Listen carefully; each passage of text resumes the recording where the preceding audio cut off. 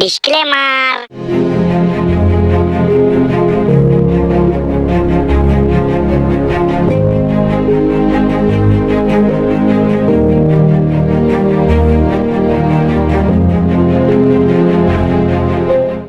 দেখ আমাদের গ্রামে পূজা হয় তাই আমরা দেখতে আইখিনি, অন্য গ্রাম থেকে তুই দিনে পূজা দেখতে আইছি। বন্ধু চল আমরা যাই দেখতে। সব বন্ধু আমরা মেলা টেলা ঘুরে আসি, যে দোলনা চড়বো, সব মেলা টেলা ঘুরবো, মিষ্টি খাবো। কিরে বন্ধু তোরা কোথায় যাবি? জয় দাসলারে পূজা দেখতে যাবো। যাই।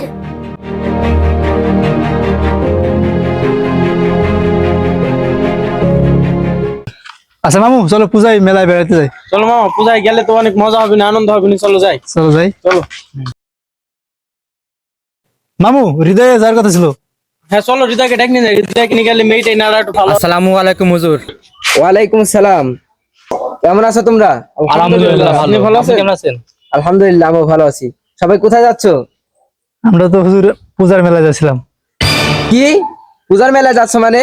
তোমরা কি জানো না হাদিস এবং কোরআনে ওখানে পূজা দেখা এবং পূজার মেলায় যাওয়া নিষেধ আছে? হুজুর, পূজার মেলা তো সবাই যাচ্ছে, সবাই তো ঘুরছে, আমরা গেলে সমস্যা কি? দেখো, আল্লাহ তাআলা কোরআনে বলেছেন লাকুম দীনুকুম ওয়ালিয়া দিন, তোমাদের ধর্ম তোমাদের কাছে আর তাদের ধর্ম তাদের কাছে। এর মানে হলো যে আমরা তাদের ধর্মকে সম্মান করব ঠিকই, কিন্তু আমরা তাদের অনুষ্ঠানে গিয়ে অথবা তাদের পূজা দেখে তাদের তাদের অনুষ্ঠানকে আমরা আমাদের জন্য গ্রহণযোগ্য করব না।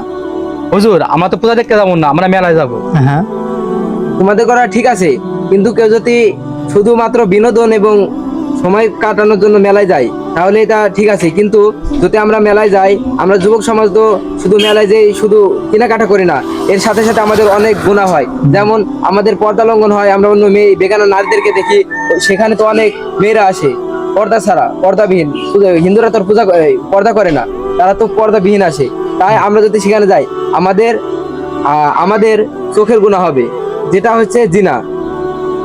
আবু দাউদ শরীফে আছে যে যে ব্যক্তি কোনো সম্প্রদায়ের অনুরূপ আচরণ করবে সে ব্যক্তি তাদেরই অন্তর্ভুক্ত হবে।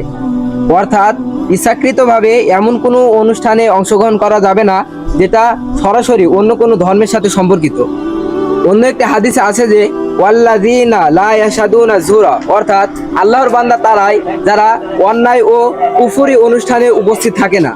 ইমাম ইবনে কাসির এই আয়াতের ব্যাখ্যায়, এই হাদিসের ব্যাখ্যায় বলেছেন যে যে কোনো শিরকি ও গান বাজনার অনুষ্ঠানে উপস্থিত হওয়া কোনো আল্লাহ তাআলার বান্দার বৈশিষ্ট্য নয়। হুজুর তো তাহলে আমাদের ঠিক কথাই বলেছেন। হুজুর, আমরা তো ছোটবেলায় শুনে আসছি যে ধর্ম যার যার উৎসব সবার। ধর্ম যার যার উৎসব সবার, এই কথাটা শুধু এমনি প্রচলিত বা মানুষজন বলে, কিন্তু এটা কোনো ইসলামী শিক্ষা নয়। উক্ত হাদিস থেকে আমরা বুঝতে পারলাম যে অন্য কোনো বিধর্মীদের অনুষ্ঠানে আমরা বাধা দেব না, কিন্তু তাদের অনুষ্ঠান আমরা উদযাপন করব না। তাহলে মামা, আমাদের ওইখানে যাওয়া উচিত হবে না, এবং ইসলামেও আমাদের ওইখানে যাওয়ার কোনো নিয়ম বা পারমিশন আমাদের নাই, তো ওখানে আমাদের যাওয়া ঠিক হবে না। তাহলে চলো আমরা যাই। আমরা যাবো না, আবার অন্যজনের কাছে কেউ মানা করবো। আজ ইমামের কথা শুনে বুঝলাম আমাদের পূজায় যাওয়া সঠিক নয়।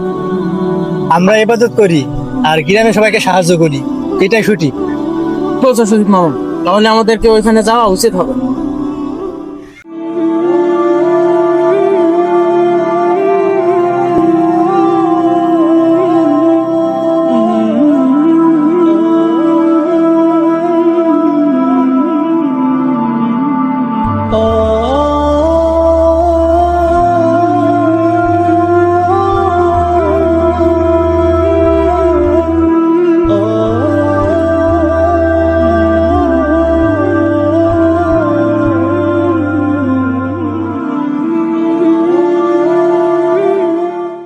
কি ব্যাপার ভাই, আপনার এখানে দাঁড়িয়ে মেলায় যাচ্ছেন না কেন?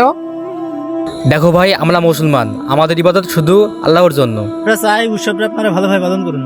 আমরা অনুষ্ঠানে কোনো ঝামেলা সৃষ্টি করব না। আমরা চাই আপনারা উৎসব ভালোভাবে পালন করুন, সমস্যা নাই, কিন্তু আমরা মুসলমান, আমরা আল্লাহ ছাড়া কাউকে ইবাদত করতে পারবো না।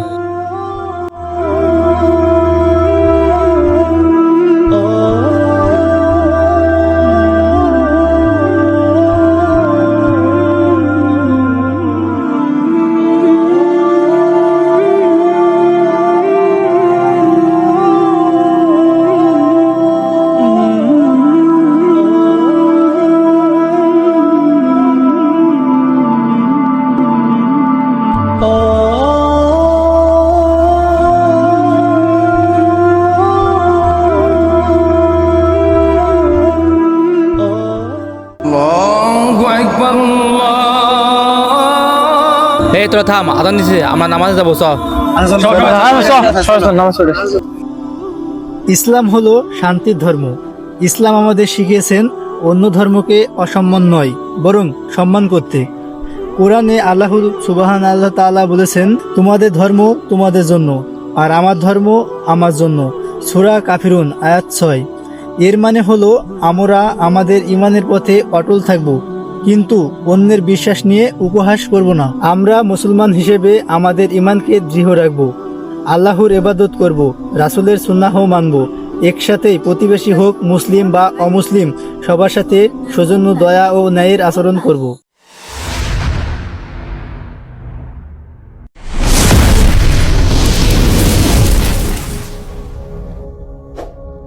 Meherpur Pali TV.